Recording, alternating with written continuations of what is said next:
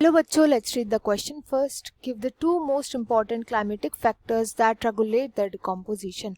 Decomposition को regulate करने वाले दो सबसे ज़्यादा important climatic factors के बारे में हमें यहाँ पे discuss करना है. तो यहाँ पे जो key concept use किया जाएगा वो होगा decomposition का.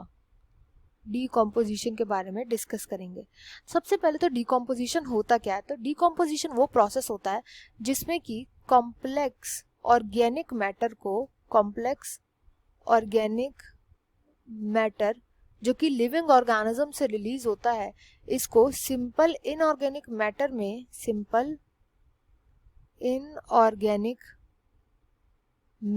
में कन्वर्ट किया जाता है.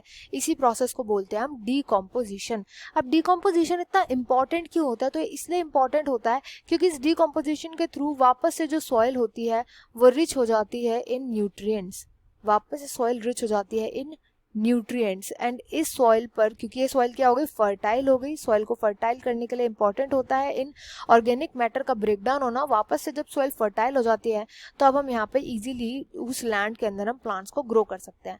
इसलिए डिकम्पोजिशन होना is very important. Again decomposition होना इसलिए भी इंपॉर्टेंट होता है क्योंकि ये जो ऑर्गेनिक मैटर है, जैसे जैसे ऑर्गेनिजम्स की डेथ होती है ये ऑर्गेनिक मैटर बिल्डअप होता जाता है. तो इट इज़ वेरी इंपॉर्टेंट कि इस ऑर्गेनिक मैटर का ब्रेकडाउन हो ताकि वो वापस अपनी जो ओरिजिनल फॉर्म है उसमें चला जाए, ताकि जो बैलेंस होता है नेचर का वो मेंटेन रहे. तो इसलिए डिकम्पोजिशन इंपॉर्टेंट होता है. अब डिकम्पोजिशन के लिए जो मेन चीजें होती है, जो मेन क्लाइमेटिक फैक्टर्स होते हैं वो होते हैं टेम्परेचर. तो जो टेम्परेचर चाहिए होता है वो होता है वार्म टेम्परेचर.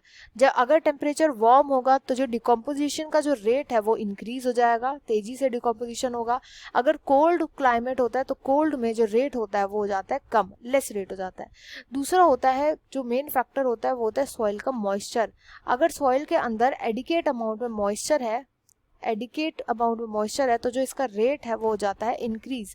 ज़्यादा रेट हो जाता है, वरना इसका रेट हो जाएगा कम अगर कम मॉइस्चर प्रेजेंट होगा सॉइल के अंदर. I hope you understood well. Best of luck and thank you.